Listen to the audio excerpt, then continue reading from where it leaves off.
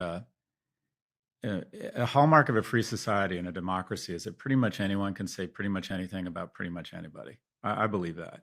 The question is, do machines and bots have free speech rights?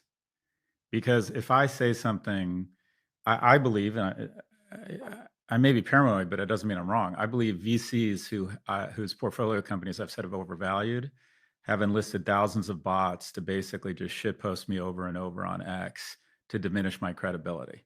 I think because I've been critical of Putin, that the GRU has hired troll farms to create lists of thousands of people to weaponize bots to say disparaging things about them. Do those bots have free speech rights? In addition, when Fox News distributes information to its anchors saying Dominion voting machines were weaponized by Hugo Chavez in Venezuela, despite the fact they knew that was not true, but they tell their broadcasters to do it anyways. And then Dominion says, this hurt our business, and you knew it was false, and you decided to communicate it anyways.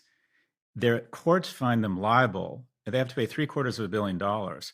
What happened at Fox News was a dumpster fire compared to the nuclear mushroom cloud on Meta. So a lot of what we're talking about here, if you want to say that mRNA vaccines alter your DNA, I think you should have the right to say that. The dissenter's voice is important because occasionally the conspiracy theorist ends up being correct.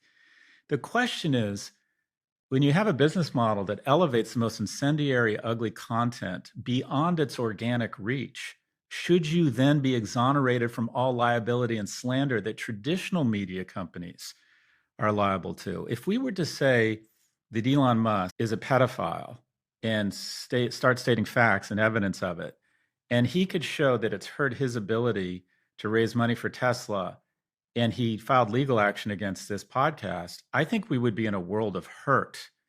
And it would that legal liability is warranted. But the most powerful media companies in the world have Section 230 protection, so they have a business model where conspiracy theory or novel content, which is Latin for bullshit and lies, and the more angry it is, it gets elevated beyond its organic reach.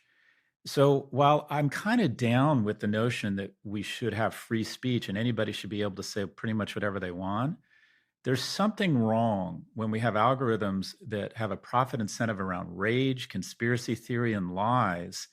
And 2/3 of Republicans believe that the election was stolen.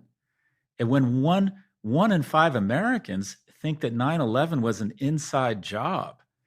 I mean, we are. Let's be honest, they thought that before the internet. I remember watching all the 9/11 truther movies and all of that. But your point overall is right. I totally